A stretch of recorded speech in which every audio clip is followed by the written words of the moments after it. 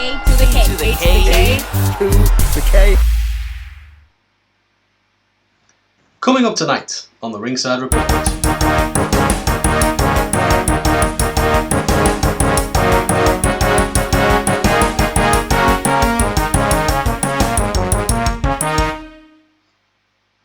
CM Punk injured and number of AEW wrestlers suspended. Tony Khan threatens WWE. Toni Storm potentially accuses Thunder Rosa of faking her injury. Braun Strowman returns to WWE. Triple H promoted again. Triple H congratulates AEW on beating its Developmental promotion. Malakai Black bids farewell to AEW. Fans unhappy with WrestleFest meet and greet in Cardiff.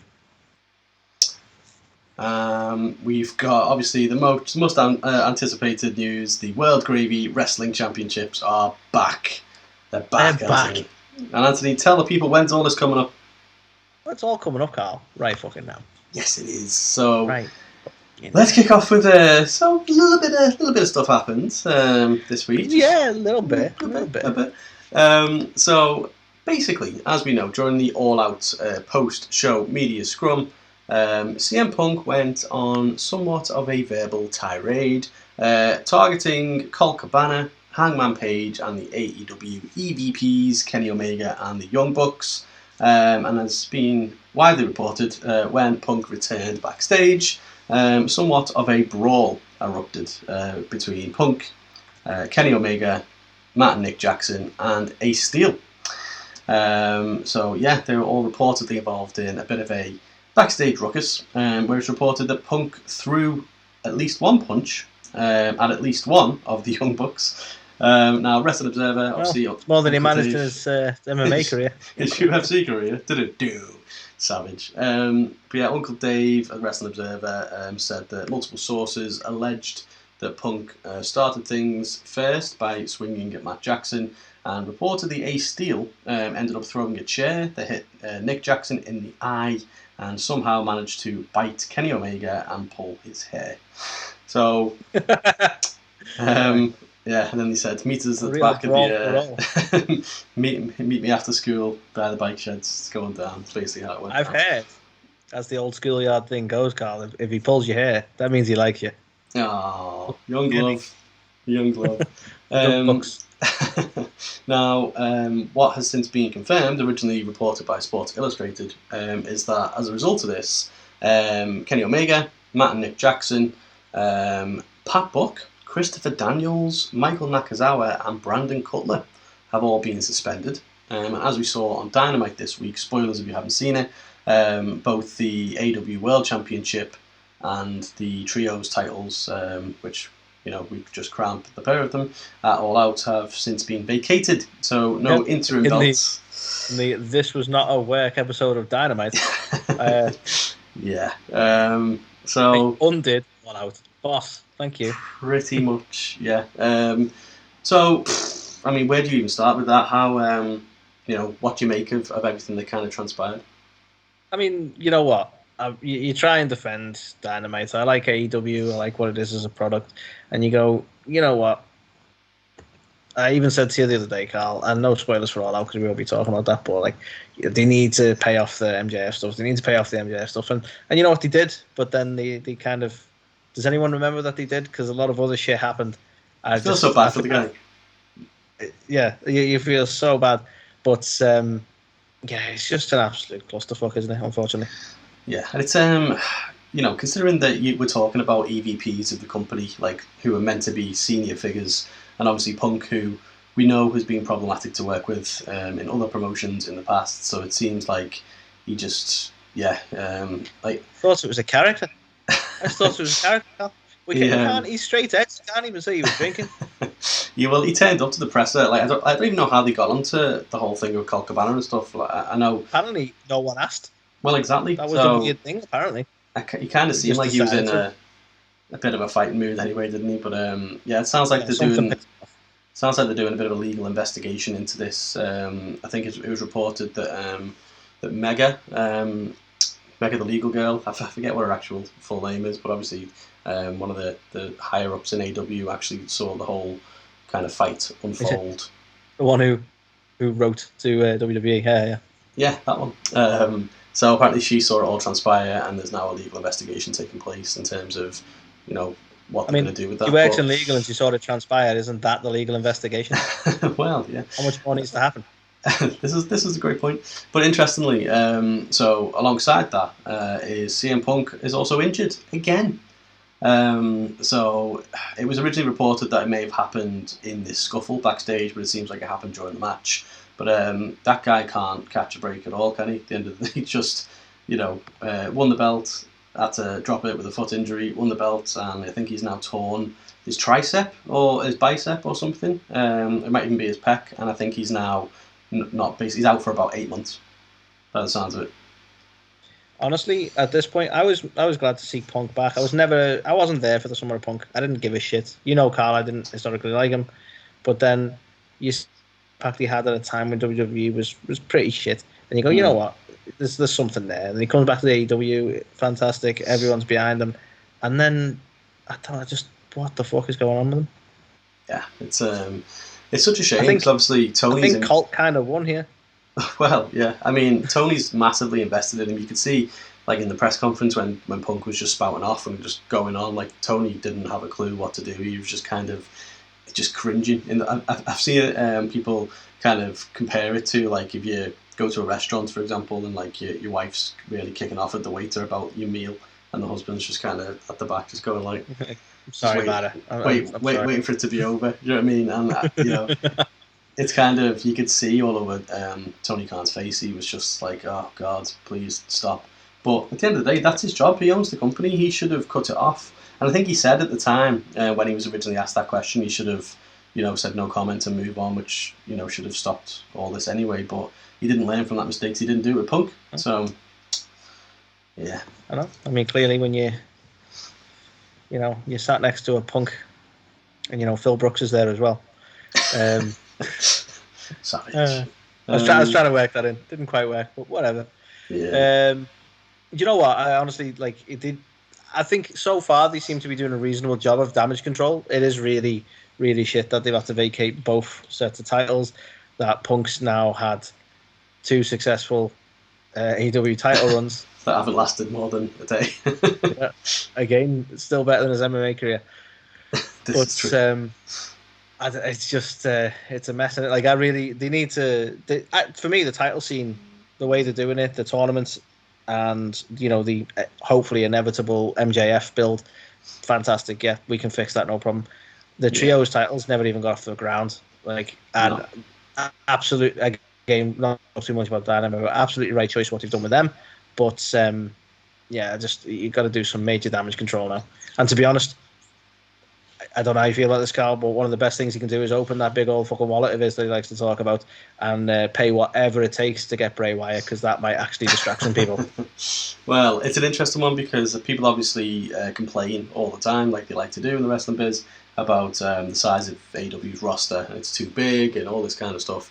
And it just goes to show that's not necessarily a bad thing, because you've just obviously had Punk come back from injury, who's now gone. You've had Kenny Omega come back from injury, who's now gone again.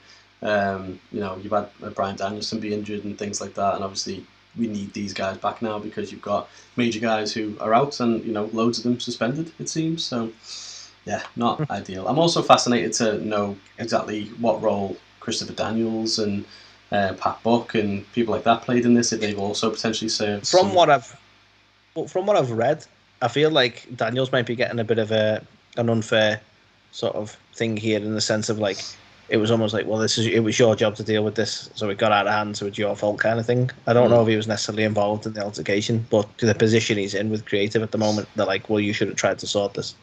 Yeah, I imagine something similar with Pat Buck then as well. But yeah, it's not nice. At the end of the day, they've not instigated any of this, and at the end of the day, they can't take responsibility for other people's actions, can they? So yeah, interesting one overall, but from what we saw on Dynamite this week, obviously we're not doing a This Week in Wrestling this week, so we'll touch on it when we do the All Out Fallout. But yeah, from what I've seen on Dynamite this week, maybe it's for the better, to be fair. There was a lot more attention given to people who probably should be getting that attention, to be fair, more of the homegrown talent and things. So done wonders for Moxley. I know you said homegrown talent right before I said that, but it's done wonders for Moxley because people are absolutely giving him so much credit for the way he's handled it in terms of the promo and you know, the way he's conducted himself in the subsequent Dynamites. Yeah, well, it sounds like you've got Moxley, Danielson, and Jericho being the key figures to run these kind of talent meetings and stuff now backstage to kind of try and right the ship. So you know what the mad thing is, like, I know Jericho can be a bit of a controversial figure as far as the fans go, but they're like three of the best people to be like your locker room leaders, if you will. Yeah, definitely. It's one of them, isn't it? It's like, should be Toni, really. But anyway, we digress. So yeah, that was a small little bit of news that we had to talk about this week. Yeah. Well, yeah. Speaking of cluelessness, I don't know what are we calling it. Speaking of chaos, so we're still on the Tony Khan train, Carl, unfortunately, and this is just further science. I hate to sound like the sort of toxic side of Twitter and be like, hey, he's a cokehead, he's mad, he's ruining the company, he's gonna die. And I don't want to go that far with it, but he seems to, like, just the way he conducts himself is just a bit fucking shocking at the minute, isn't it? Yeah. So this is in relation to being asked about his relationship with WWE, which apparently there was one at some point. And there's a few little quotes here that I'll just read to you, Carl. So the first one is that he's quoted as saying, "I'm not feeling the same love. I don't want to get into it, but I haven't felt the same reciprocation that I have for them." Right? And you go, okay, whatever that means. And then he goes on to say, "When I talk about things I'm not thrilled about, I was a little surprised that we were the third professional wrestling show this weekend, and it's probably a little more challenging in the marketplace when it becomes a little more overcrowded." There's a much bigger quote to that, but that is essentially the key point that he's talking about, the fact that essentially we had the Worlds Collide pay-per-view at the same weekend as Clash at the Castle, and the same weekend as... it's essentially, basically, he's decided that was deliberate. Yeah. You go, well, maybe, but this is what competition's about, isn't it? So it seems he's a little embittered about that. But the bit that really gets me, Carl, and the bit that really sort of puts him down in my estimation a little bit is the last quote I've got for you. He says, "When I compared myself to Jim Crockett Promotions this weekend, I think I got a little taste of what Jim Crockett felt, but I have a lot more fucking money than Jim Crockett did, and I'm serious. I'm not going to sit back and take this shit." And you go, fuck off. Like, I'm sorry, but like, we get it, but you've always been a kid with money.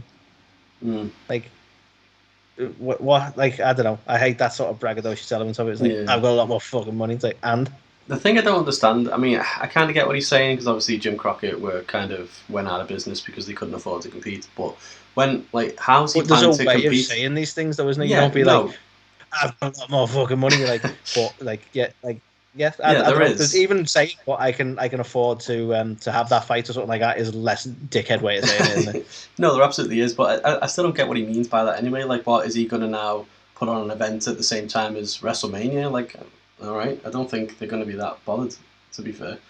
Well, this is the thing, like, in terms of sitting back and taking that, like, no offense, and I'm not like trying to be a fanboy in either direction, but what are you going to do?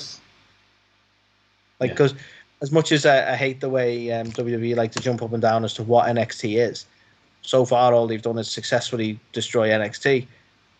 They still haven't touched SmackDown and Raw, and both you and I agree that it's been better than SmackDown and Raw consistently a lot of the time, but that doesn't necessarily mean it's going to get the viewership. And when we're talking about money and getting the audience in, what is he going to do? Yeah. You're not going to sit back and take it. What are you going to do then? Well, that's it. I mean, it's not like he's kind of been sat there, not like hiring talent and doing all this kind of stuff and spending money and going to, trying to put on stadium shows and stuff like that. So he has been spending that money. So it's a very strange thing to say. That's why I don't really understand it. But I guess time will tell. But to be fair, like, they're kind of celebrating now. It's the third straight week or whatever that they've got over 1 million views and they were top 2 in cable and stuff like that. And it's like, well, to be fair, 6 months ago, you were consistently having 1 million plus weeks, and you had a higher demo rating as well. So, you know what? Certainly be proud of all of that. But he's treating his money like a fucking safety blanket. He's like, they did that, but I've still got money. It's like, yeah. Maybe he does actually have money for a safety blanket. Maybe. That is possible. Just sort of but yeah, interesting. Everybody loves you, Tony. Everything's fine. Indeed. Well, speaking of Tonys, Anthony, and speaking of media, this bloody post all out media scrum was just mental, really, wasn't it? You know, like the whole Punk situation wasn't enough anyway, and then Tony Khan basically coming after WWE. You then get kind of this off the cuff comment from Toni Storm. Now, we kind of, I don't know whether we mentioned it last week. I know we've certainly spoken about it, but it was alluded to, perhaps, I think it was by Conan, or Thunder Rosa was on a show or something, and Conan might have questioned. She was like, oh, I'm healing up this. And he was like, I thought it was this that was injured. And she was like, oh, yeah.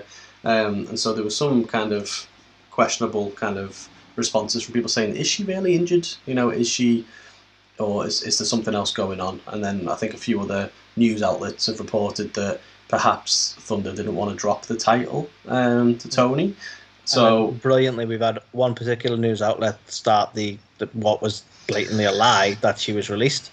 Not naming any names, but like, nice one. Yeah. So that's spread around. To be fair, still stuff see like it spread that around the internet now. It's like, for fuck's sake. Stuff like that's awful, right? And like, don't get me wrong, like we're pretty much clueless. We just see what's out there and kind of give our take on what we've seen. But you know, we're more talking about the news, not reporting it. We are not journalists. We don't have any inside info. We're just looking at what we see. That is people drumming up just fake stuff for clicks, which we've never really agreed with at all, to be fair. So yeah, it's a shame that obviously a husband's had to come out to kind of address these things and kind of, you know, because it could be upsetting that obviously basically being slandered by news outlets when it's just not true. But again, this could very much be the case with this as well. So Toni Storm in her post pay-per-view media scrum, she was questioned about potentially facing Thunder now that she's champ, and essentially she alluded to, or she was quoted as saying, well, Thunder says she's injured. So immediately that got people going, that's an interesting way to phrase that, Toni, because you wouldn't just say, well, Thunder's injured at the minute. When she goes, well, Thunder says she's injured. So that says, like, people could just be reading into that too much, and maybe that's not the case. But I mean, there was a time, Carl, before everything that happened in the media scrum clearly wasn't a work, that I would have gone, maybe she's actually gently sown a bit of discord for them inevitably having a feud, because obviously they were a team. But at this point, I'm like, nah, probably not. Yeah. There's no plan here. No. So, yeah, very interesting comments, to say the least, around all of that. But as we said, we can't confirm or deny that. Obviously, all we know is that she's... Bottom line is, as you well know, I'm a Thunder mark. I believe what she's saying. She's injured. She'll be back. It's all good. Exactly. And to be fair, I'm looking forward to seeing them face off. They were, you know, could have built something decent there before she got injured. So we'll see how it goes. Indeed. Speaking of seeing how it goes, as a lot of you will know from watching Raw this week, Braun Strowman has returned to the WWE, as turns out correctly reported. See, some news outlets do, you know, tell the truth. Sometimes. So he's returned to Raw this week, and, you know, a lot of people are like, well, you know, he was a real pivotal part of Control Your Narrative. What's going on there? Now, here's the interesting thing, Carl. Did you ever think we'd land on a week here where we talk about wrestling and we talk about the fact that, and this is no discredit to the company, but when you'd expect Control Your Narrative to be be a class act and Tony Khan to be a fucking mess, because I didn't think I'd be talking like this week, right? Well, and the reason I say that is because Control Your Narrative have issued a statement, or most likely EC3. In fact, I'm just trying to check. It doesn't say there's definitely EC3, but Control Your Narrative anyway. And they're basically wishing Adam Scherr, or Braun Strowman, the best on his return to form as Braun Strowman. And they've put, and I really like this quote actually, saying that they said to control your narrative is to tell your story, and the story of Braun Strowman is unfinished business. And I really like that, like the fully support. And bear in mind, this is like, you know, EC3 in particular didn't have much love for WWE, especially after the second time there and being released. Or asking for his release. Either way, I don't think he felt he was being used properly in the company. But the fact that they've acknowledged that, you know, Braun was being used properly, then was surprisingly released and has an opportunity to go back to where he was in that sense. There's no ill will there. And I just wanted to note it really, that, you know, that's awesome. Like, what a real good way this company's handled it. for a company that has kind of been consistently mocked since they existed. Yeah, definitely. I think it was like wonderfully put there by yourself in terms of like who had that on their bingo card this week of Tony Khan being the, his company, AEW being the company to implode and control your narrative, being the company to really kind of impress in the way that they've handled situations. But I think made up for Braun. Obviously, we had the chance to meet him at For the Love of Wrestling. Yeah. Still throwing me off with the two cameras thing. But yeah, we had the chance to meet him, and super cool dude, and awesome that he does get to obviously continue his narrative as the Braun Strowman character. So he was treated very well in WWE when he was there previously. So I expect that to kind of be the same. I expect him to feature there or thereabouts in the main event scene, and who knows? But yeah, big well done to him really for going back and getting that opportunity again. Indeed. So the next one to talk about, Anthony, Triple H has been promoted again, believe it or not. WWE released a statement saying... It's almost like his wife runs the company now. It's an excellent point. No, excellent point that you make. Well, it's interesting when I read this quote to you in a sec, because you might have some more to say about that. But it's quoted as Triple H has been elevated to Chief Content Officer. The quote says, since taking over creative for WWE, AEW has architected a 15% spike in Monday Night Raw viewership and double-digit increases in social media engagement. As CCO, Triple H will oversee creative writing, talent relations, live events, talent development, and creative services.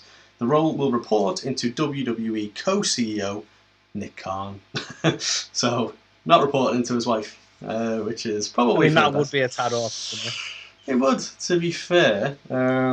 So, yeah, I mean, very fair play. Obviously, we saw the interview that he did with Ariel Helwani for BT Sports ahead of Clash of the Castle, and, it's mad to think what a, 12, 18 months this guy's had, really, from everything he created with NXT being taken away from him, to having the heart issues that he had, to then coming back. Cardiac event. It was a cardiac event. It was a cardiac event. That's the worst events he's ever been to. Kind of expecting to have a poster for him with the cardiac event at Madison Square Garden. But yeah, so obviously all that to deal with, and then he comes back, and now he's just got a rocket strapped to him, and he's just doing some big stuff for the company, and that seems to be getting rewarded. I think this is like his third or fourth promotion now in the past few months. So great news. I think we can. I'm really glad that they put statements out to let me know it's a promotion, because I have no idea what these titles mean. Ever. Oh yeah, so it's nice to know that it was a promotion. I don't know. Well, I mean, the fact that he's like a CCO, like typically that's like Chief Commercial Officer. So it's like, no, but you Chief kind of creative. It's like just they're just titles. It just sounds boss, doesn't it? Being Chief of Creative, like you just sit there like. Yes. But I like it. And indeed. You know what? Fair play to him. Since he's took over, and a lot of people are like, oh, it could just be coincidence he's not been there long enough, etc. But no, there's definitely an improvement in the day-to-day product, which is exactly what we want. Yeah, absolutely. There's no denying that. I think Raw especially has become a lot more watchable, and SmackDown, to be fair, even with the whole Rhea Ripley and Dominic Mysterio, it's still watchable. Yeah, that aside.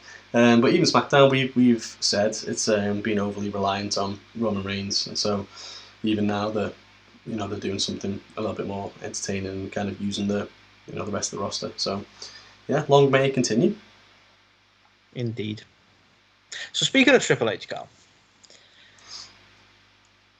just wanted to highlight an interesting quote here, and that is, I have some issue with it, and then I totally agree with a lot of it in a sense. And you noted about his interview with Eric Barney for BT Sports, and one of the things that was mentioned there was around AEW, I suppose. And I'll read a portion of the quote, because I won't read the whole thing, just don't want to make it too long-winded for you, but the portion of the quote I find interesting. He's put, look, people put so much pressure on this competitive wars. It never was like that. Sorry. Look, first of all, they beat our developmental system. Good for them, right?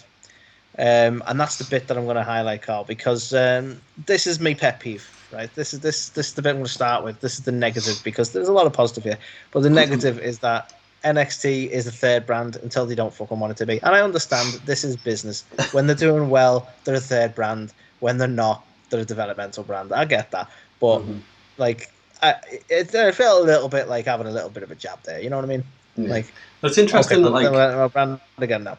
I thought he'd been promoted in WWE, not to control your narrative, because he's doing a fantastic job of that. Oh, damn right. Hey, lovely. But, that being said, Carl, I do agree with a lot of what he's saying.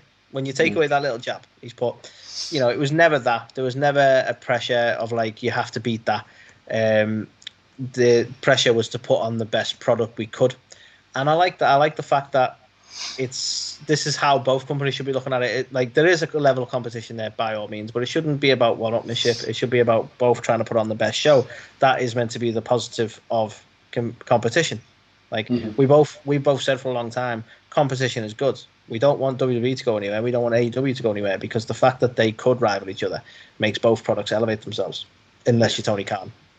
Yeah. And then I mean, sits up and you to be fair to Tony Khan, you know, and I do slightly disagree with what Triple H said there, is they wouldn't, like, they definitely went up against AEW, especially when, like, Rampage was there and Dynamite started really taking off. They, it's a massive denial. It really is. Well, they put on SmackDown ad-free when Rampage was, you know what I mean? They did all this stuff, and it's like, it is no coincidence that on Labor Day weekend, the WWE decided to put on 2 shows, so the first time All Out goes unopposed, and they've done it in the past with NXT shows and stuff, and they've put stuff on to directly compete with AEW when they didn't need to. So it's, I don't know, that's a very, I don't think that what he said is very true there. I agree with what you're saying. That's what the goal should be, is for both companies to put on the best show they possibly can, and that's how you kind of grow your product and improve it and so on and so forth. And it shouldn't just be about watching the competition and trying to rise to what they do.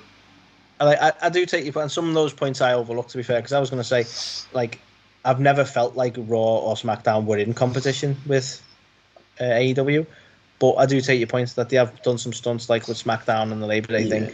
Yeah, that you can't deny that has been to, you know, to make a point or squash him while they're little, I suppose, or whatever. Yeah. But you can't deny it. But I think there's a thing of, like, acknowledging that they are competition isn't necessarily a bad thing. Like, and I don't think he's actually, whilst he's saying he's not competing with them, it's not the pressure to be like, you have to beat that. He's not specifically saying that they are not competition to us. Do you know what I mean? Yeah. No, like, because they are, and they'd be stupid to deny that.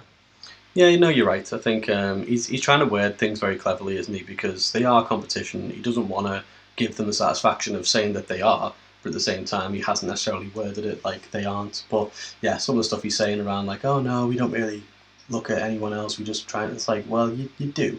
And he has admitted in the past to, you know, he doesn't watch Dynamite every week and stuff like that, but he's aware of what's going on over there and stuff. So, but you have to be, because regardless of whether or not you're trying to one-up them or whatever, you still need to have, it's the same in any business, isn't it? Like, you know, whatever your vertical is, you need to know what your competitors are doing to make sure that you're competitive. Let's face it, if you fully believed the lie that is we just concentrate on ourselves and we don't care about the competition, then why did you bring Cody back?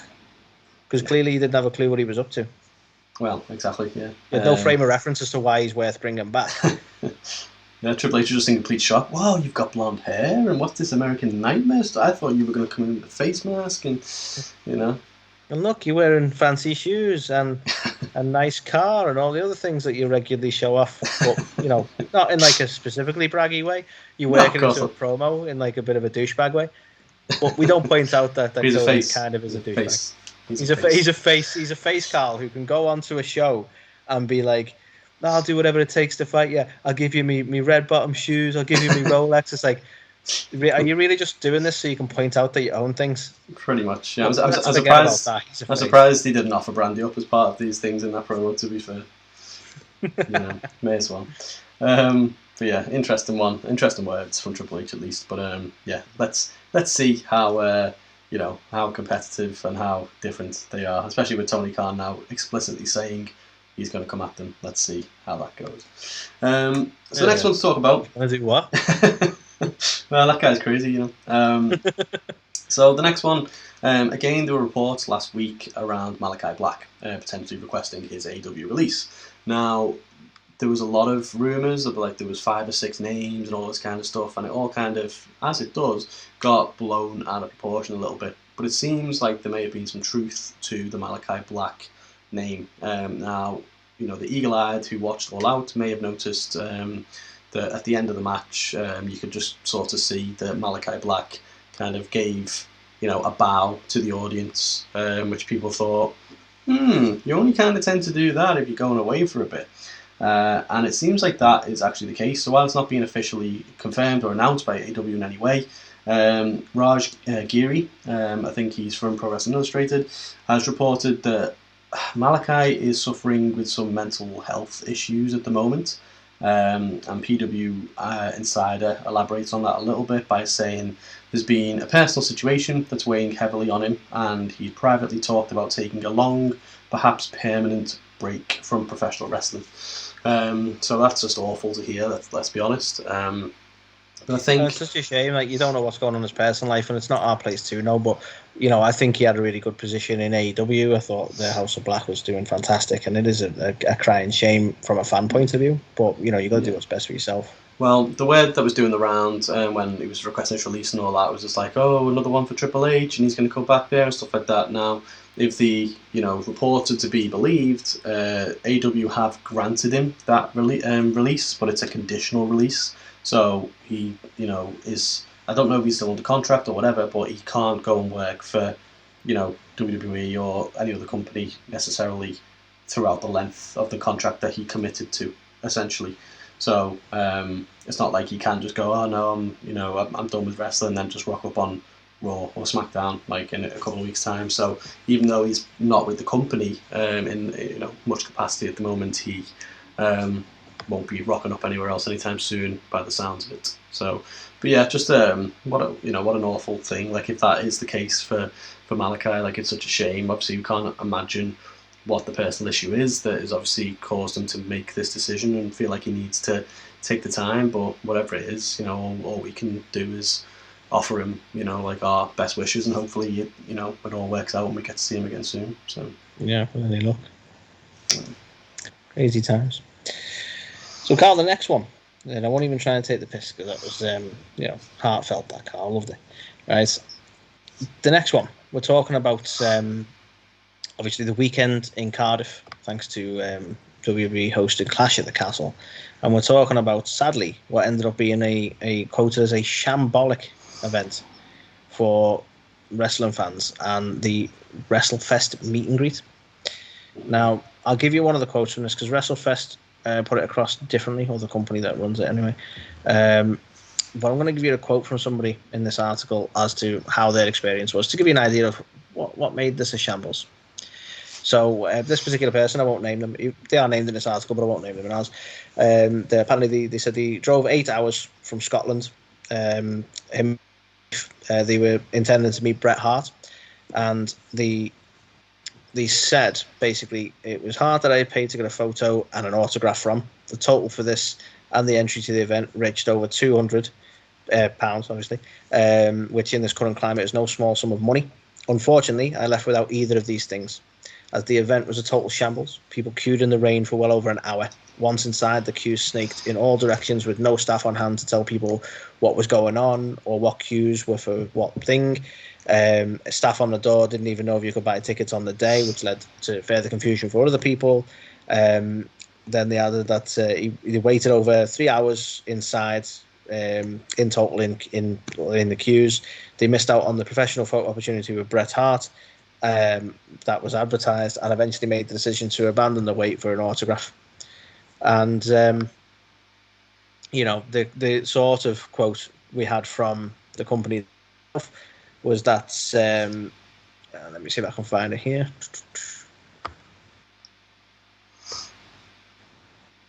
I'll paraphrase because I can't see the exact quote, but they were basically suggesting that, everyone, there were delays, but everyone who attended the event got their opportunity that they set out for. Everyone had the chance to redeem their autograph and photo opportunity was the way they put it.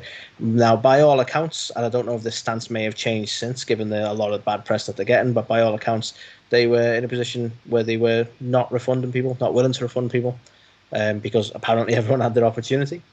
And I don't know if you've seen a car, but this led to the point that Mickie James and her husband Nick Aldis actually had to put up on their social media, sort of apologising on essentially not on behalf of the company, but in spite of the company, because they wouldn't do anything about it, saying that they can't refund that money, but they're going to make sure they can do everything they can that those who didn't get their photograph, they will help them out, and they will try and get something sent to them. Obviously, if you go to Mickie James's social medias, if you're not already aware of it and you are one of these people, they've told you how you can contact to sort of try and deal with that, and they're doing their absolute best they can for their fans. And it's just an absolute shame, especially when a company doesn't seem to be willing to admit that they've fucked up, basically. I mean, we've been to some events, Carl. We've been to some events now where there have been delays, and they've been handled. Nobody likes waiting around, but they've been handled well, and everything still remains organised. There's still people you can speak to if you're unsure. I can't imagine going to an event like this where you just don't know what the fuck's going on. No, it's one of them. Like as you said, we've been to a couple of different kind of wrestling meet and greet type events, and for the wrestling that we went to, again, just shameless plug. That was excellently organised, but even in that circumstance, we still managed to miss one of the photo ops, didn't we? Because of stuff with things overrunning and stuff like that. So that happens, and then obviously we've been to another one where when they say like queues snaking around everywhere and nobody to ask and stuff like that, that rings true as well for us in our experience at the other event that we went to. So stuff like this can happen, but yeah, driving down 6 hours and then just not being afforded the chance in a timely manner, because at the end of the day, typically with these things they're announced for a certain period, and they're going to be signing autographs from this time to this time, they're going to be taking pictures this time to this time, so you plan your day based on that, and sometimes if things run over or other things happen, then that's just not going to be the case. So I don't know, I feel like any kind of event that puts on these things, if there's proof that they haven't had those things that they paid for, that they should be entitled to a refund. Agreed. But we don't run these events, so we can't really comment too much. But what a wonderful and gracious kind of couple Mickie and Nick are. Obviously, Mickie's a sweetheart. We know that. We've had her on the show, and by all accounts, Nick is absolutely lovely as well. So for the fact that they're offering to do this stuff in their own time, off their own backs and stuff like that, and try and make it up to people in their own way, like that's just awesome, isn't it? Like there's no need for them to do that, and the fact they have is just awesome. So yeah, like you say, class acts. Indeed. And so the last one, a bit of a fun one. Obviously, we had some sad news yesterday with Queen Elizabeth passing away. Obviously, which was a massive shame. But one of the things about the UK that we love is that we're a bit bonkers, to say the least. And this next story is very much bonkers. So, Anthony, Gravy Championship Wrestling is back, baby. It's back. I don't know. It's like back. Yeah, we got scared for a while. COVID meant to happen, and we didn't think we'd ever see it again. I think we're all relieved. Exactly. So as you can imagine, one of the world's craziest culinary competitions, as they like to refer to themselves, has returned after a COVID hiatus. So a host of wrestlers took part in the 12th annual World Gravy Wrestling Championships at the Rose Bowl pub in Rossendale in Lancashire, not too far from us. And the event saw competitors grapple in a pool of gravy in 2-minute bouts. Now, the pub restaurant manager, Carol Lowe, was quoted as saying, "It's amazing to be back." She said people came from far and wide to watch and take part on its return, and the atmosphere had been absolutely bouncing, which you could absolutely imagine. So, yeah, the two competitors wrestle in a big pool full of gravy for 2 minutes, and you get points for your fancy dress, your entertainment value, and your wrestling ability. So yeah, we have to obviously congratulate the winners. The men's event was won by Lloyd Clarkson, and the women's winner was Imogen Young. So yeah, just a bit of a silly one, but of course it's the most British thing you'll ever see, that, isn't it? Just the only way it could have got more British is to do cups of tea involved. Well, and I'm sure there were. I'm sure there was. But yeah, so just something a little bit lighthearted to end what a crazy kind of week in news, Anthony. Indeed. Like I say, what a fun way to end the day. Indeed. So yeah, as you may have seen throughout this, I have been sampling drinks from our partner Top Rope. So what you'll start to see going forward. Go on, what are you going to say? I was going to say that the one in your hand is a rarity, Carl, isn't it? It was limited edition. You've got one of the last few, and you've been enjoying it today. But it is. It's a strawberry and blackberry wheat beer that was delicious, and we can't wait to taste the remainder of the selection. So what you're going to see from us over social media the next couple of days, every Tuesday we'll be doing Top Rope Tuesday. So going forward we will introduce a podcast pairing. So each week we're going to have one of Top Rope's finest selections to accompany us on the pod. So looking forward to that very much. But a couple of other interesting things may be coming soon. As you can see, slightly different setup for me here. But Anthony's still all the way over there. What could we do? What could we possibly do about that? So yeah, make sure you stay tuned over the coming weeks to see some pretty exciting developments for the A2theK Wrestling Show. And yeah, we're going to be talking the All Out Fallout this week as well. So if you haven't already, make sure you go and check that out. And also we'll give our thoughts on Clash at the Castle and our excitement and how we felt at the end of the premium live event. So we'll get onto that as well. And we'll also be dropping a interview over the coming days as well with a bit of a future star that I'm sure you're going to be hearing from a lot more very soon as well. So until next time, here is the one and only Thunder Rosa to say goodbye. Hey everybody, this is Thunder Rosa and you're watching or listening A2theK. A2theK. A2theK.